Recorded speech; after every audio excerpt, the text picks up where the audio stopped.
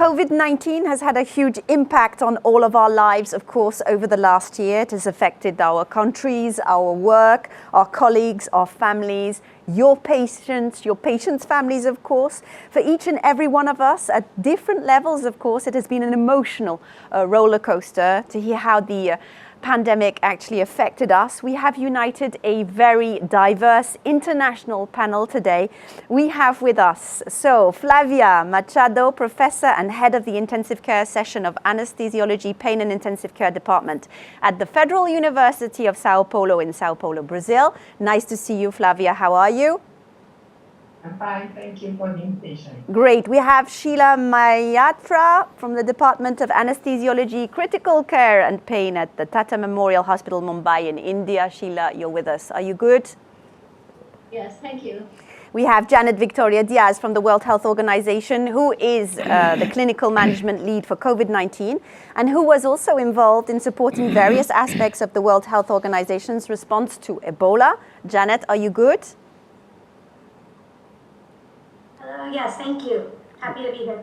Great. And we have Enrique Terol, Policy Officer in the DG Santé Unit B3 of the European Commission.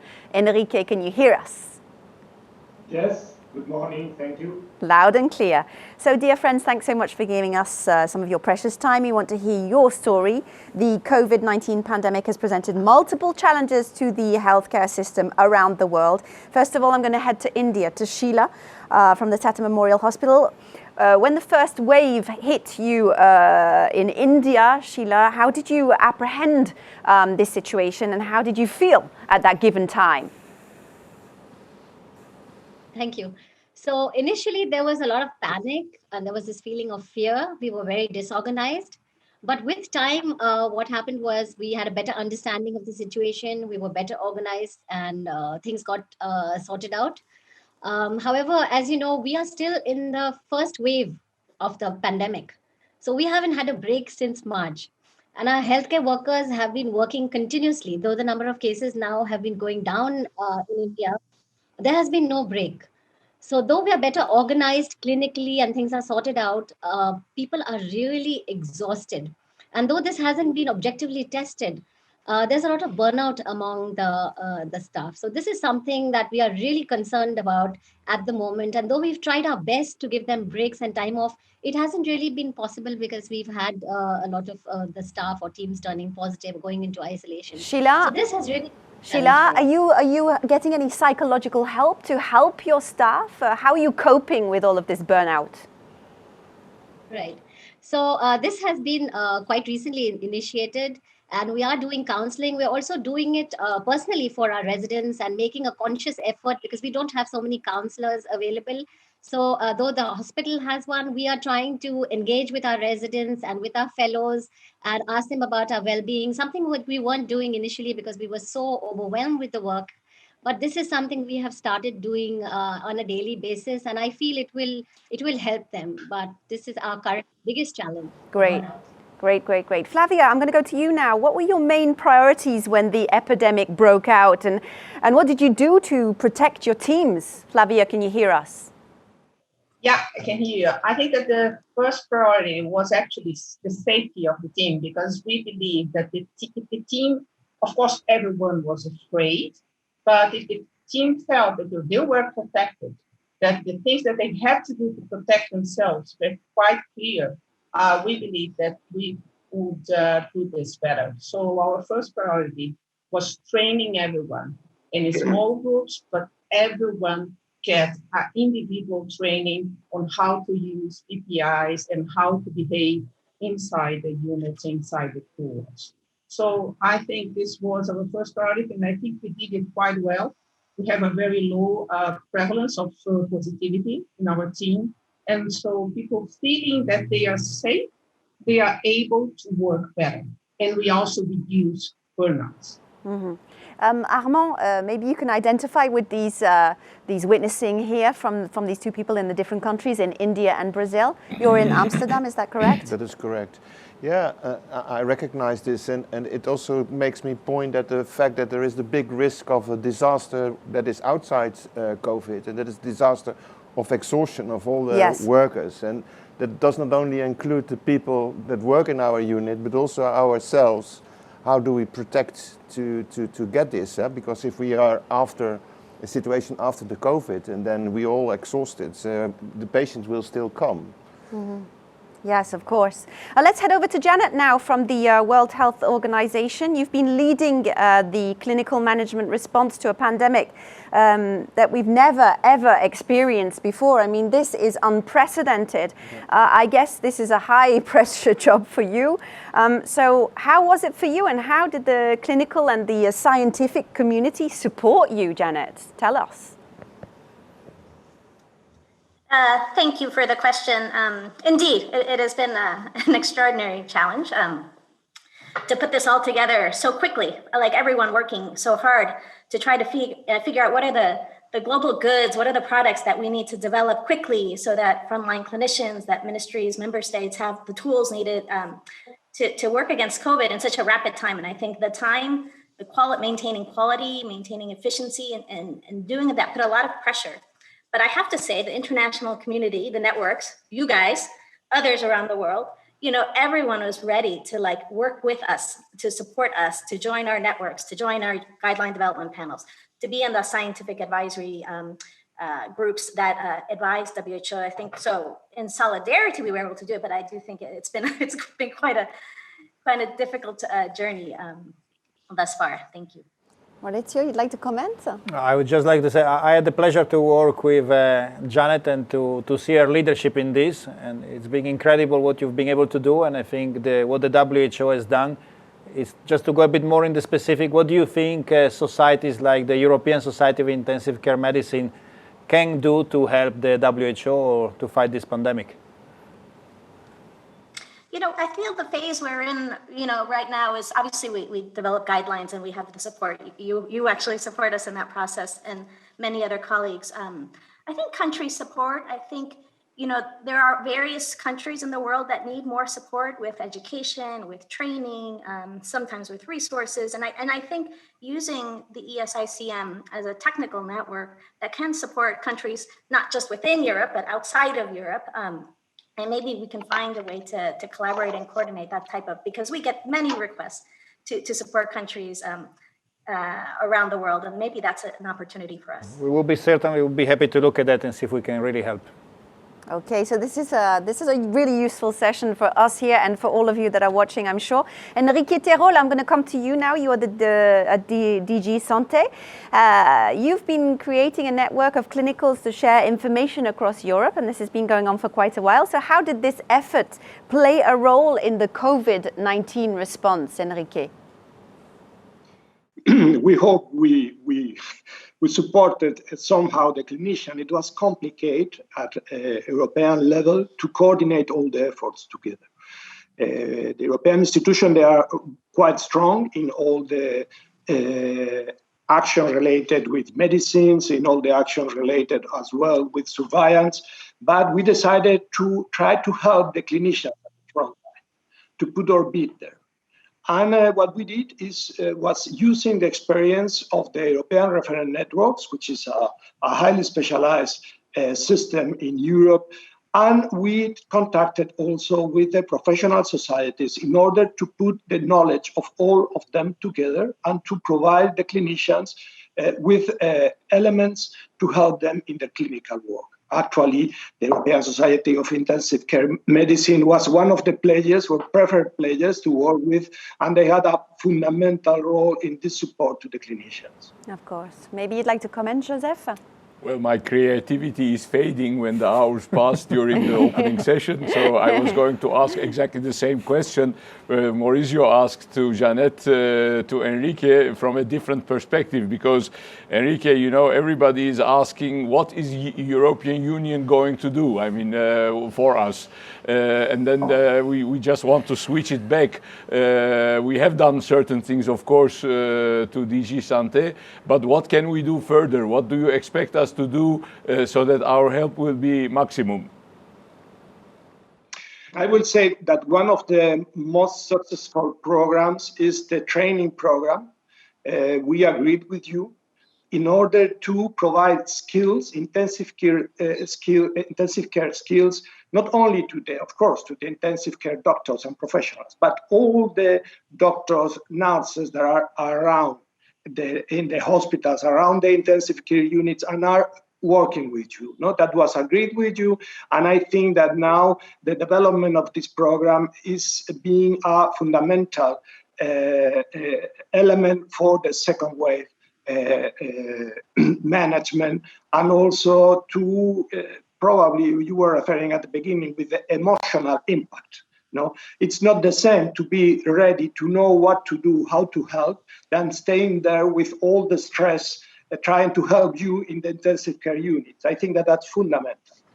Okay, it's heard, and thank you so much, Enrique, for sharing with us. As we were preparing this roundtable with Armand, we were talking about moral injury, and what Armand explained to me about that was the feeling that you can't do everything in your power to help your patients. You kind of feel this guilt kind of thing because you don't have the means to help them. I'm coming to you on this question, Sheila. Did you feel that? Yes, indeed. In fact, the challenges were really unique. And one of the biggest challenges we faced after we got sorted was that we couldn't engage so much with the patients and the families.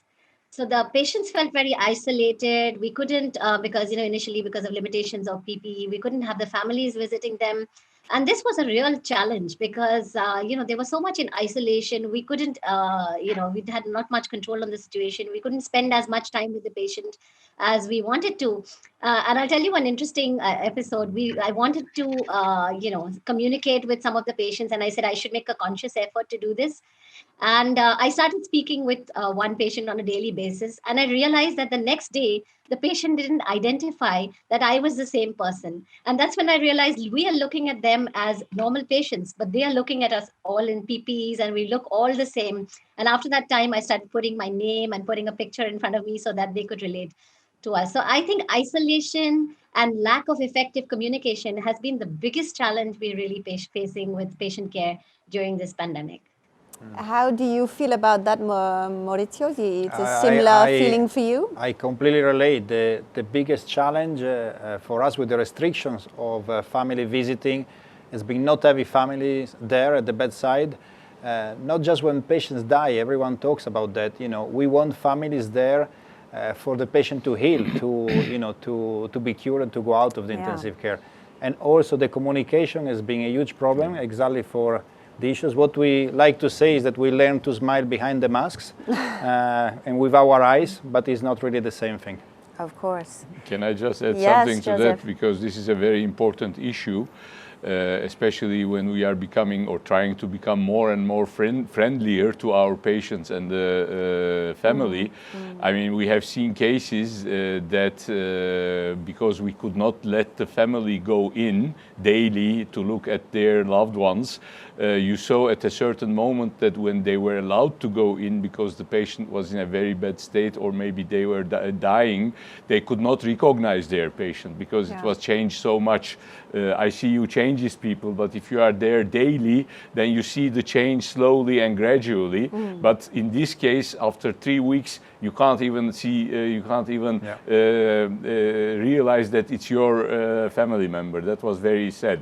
Yes, very, very difficult. Armand? Yeah, I would be very curious to know, because we hear about, in fact, the suffering of the healthcare workers, that they have the feeling they cannot do what they think is best for the patient and what they normally do. And this can be detrimental for the healthcare worker, for the nurses and for the doctors. So I would be very curious to know, how do you deal with it, especially, Sheila, as I understand that for you the first wave is still continuing. This is really a big battle of exhaustion, and how do you deal with it? Do you have tips and tricks for others that you have learned? And also for yourself, of course. I think one of the important things that we've learned is that it isn't really possible to be a hero at all times, and there are limitations, and you also need to take care of yourself. Because a lot of my colleagues who tried to be very heroic, got infected, and then we had limited staffing. So, distribution of work, better planning, organization, and repeated counseling and getting help from other services. I think this has been a real strength for us because we started with training doctors from other specialities. I work in a cancer hospital, so we had medical oncologists, surgeons, etc., being trained.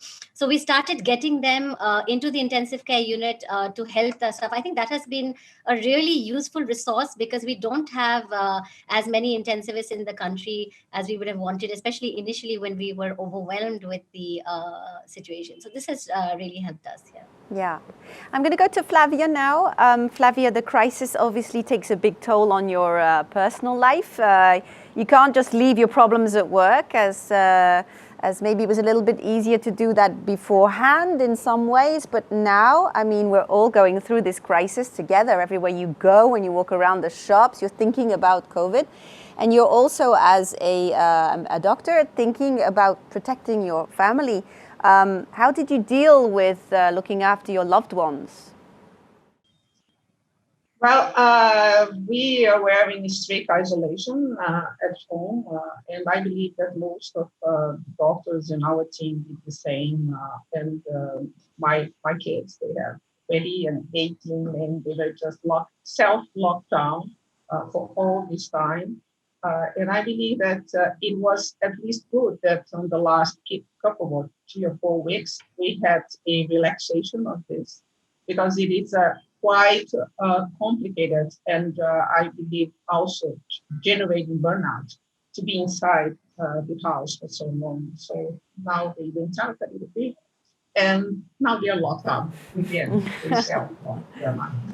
So I think that one of the things that make things better in our families is to give them feedback and to tell them what we were doing. So I had the chance to share with my family some of the bad cases because sometimes I was crying at home, and I had the chance to share with them the good things, like what we did in our 100 discharge party at the unit, or I always show them the videos and the nice messages that the patients and their families, those who die or not, send to our team. So I think that one of the secrets is to get our family participating with us in this fight and get them proud of what we are doing, because then we're going to be easier for all.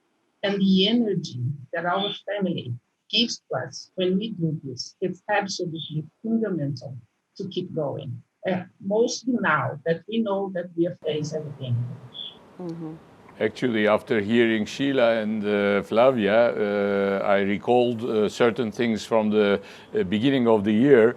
Because if you look at the literature, one of the most important issues when you are preparing to such a big, major problem is to have knowledge. And the knowledge is not only medical knowledge, but knowledge is also about the seriousness of the situation. When I recall my own country, I know that this was taken much too lightly at the beginning of the crisis. And everybody was trying to convince everybody that this was not a big problem, this would pass immediately, maybe we will not be affected.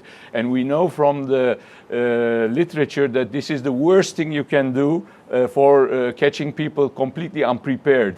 The normal way of behavior is just to tell them what is expecting us.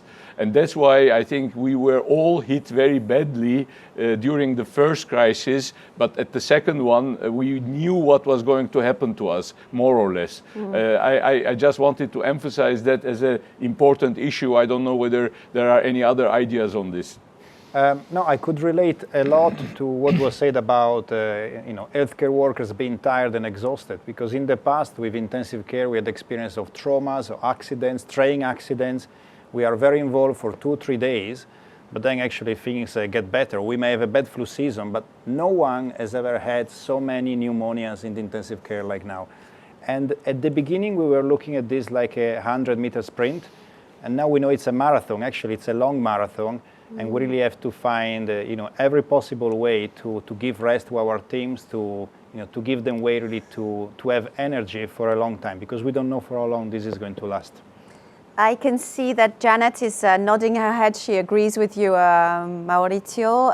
Janet, I'm going to come to you. What would you like to say? You've got a lot of intensivists watching you here today, Janet. What kind of message would you like to give them? Rest. So I agree with Maurizio. It's more than a marathon. It's like sequential marathons. So I think you have to rest. I think you have to remember to take care of yourself and do that well, which means sleep, eat, exercise, get outside in nature, get some fresh air, be with your family. I think that's the most important thing. Okay, and I'm going to come to Enrique as well. I need to come and see you at the European Commission there. Maybe you'd like to give a message. We're coming to the end of our talk, but a message to those that are watching us today. What would you like to say? I will say that we have to be humble and to learn from the experience. And as it was said, we need to be cautious in having a vision of the future.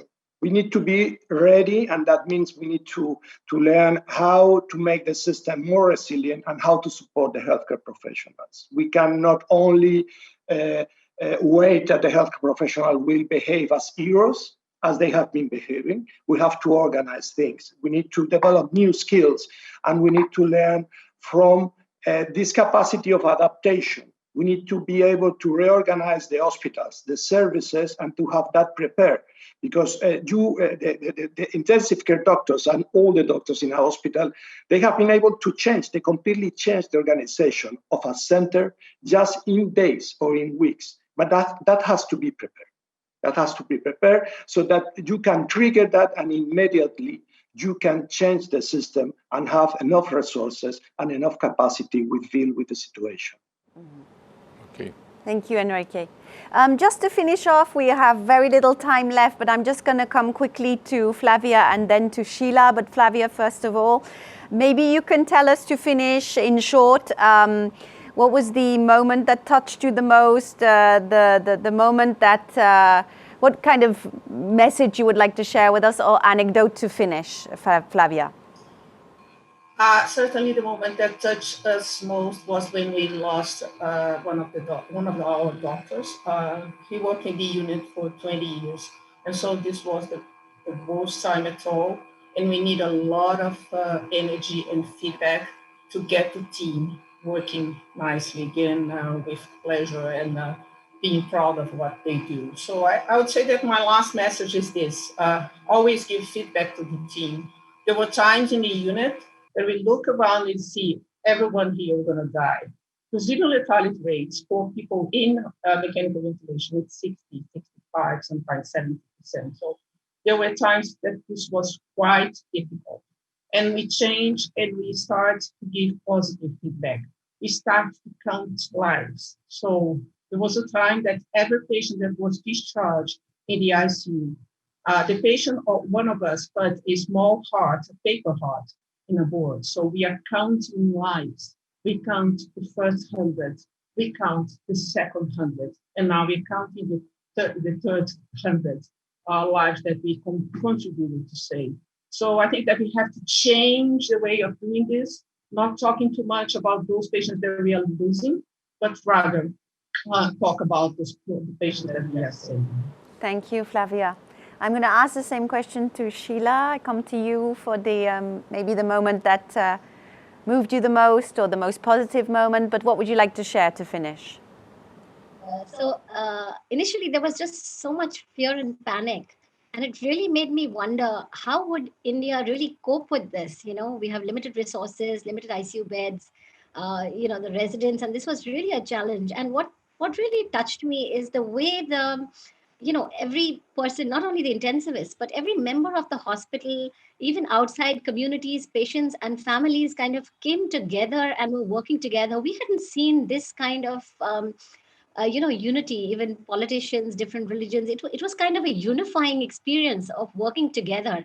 And we never really seen that in a country which is so multicultural and so diverse, where there are so many differences of opinion.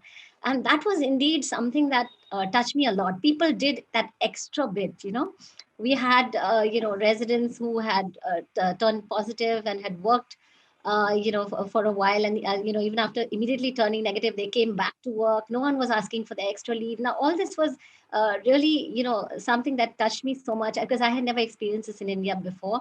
And if you see the mean age of India, median age is only 27. So we have a very young population, which is mostly working and students, and we're still in a partial lockdown. So to keep such young people at home was really a challenge. And to have people even from home, even from different quarters, coming out, doing their bit, even online, was something that really touched me and overwhelmed me. Thank you for sharing, Sheila. And thank you to all of you for sharing with us. I'm going to give a last word to each of you. Armand? Yeah, I think this was also a very big lesson in modesty, because especially in the rich Western world, we are used to control everything and plan everything, and we think that we can really arrange everything, and if we do not know something, we just ask an expert. But with COVID, there were no experts. They were not existing, and we were looking for the literature and the randomized controlled trial. There was not such a thing. And it's a big lesson, I think, for the whole world to know that things cannot be planned and that we are really very humble beings, and we are now confronted to this, and we are going to do better with the vaccination that will arrive, to my conviction. So I think that is one of the lessons of the COVID. Great. Well, Maurizio? Just for example, just being on this round table, I think is the symbol of how we got together and united as a community. After so many months, we still don't have a lot of specific therapies for this virus, but we know much more of what's working and what's not working because we've been sharing continuously all around the world through these networks, through events like this. And I really think, sharing this way, scientific and clinical information is the way forward. Yeah, great. Joseph, the last word for you. Yeah, I think we have heard things here which are actually universal. We all have experienced these sort of things.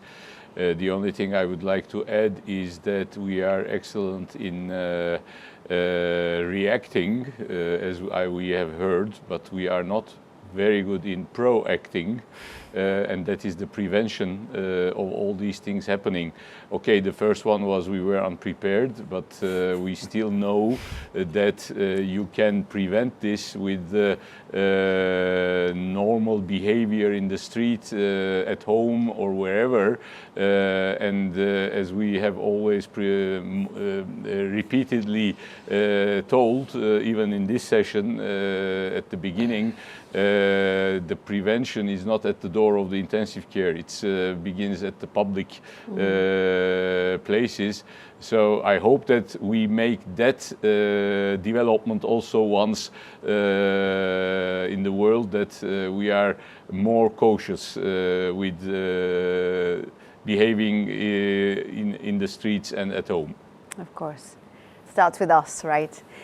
Thank you so much to all of you. Thank you to all of you that have participated with us, to Sheila, to Flavia, to Janet, and to Enrique for being with us today. It's been a pleasure having you, and thank you for being so generous.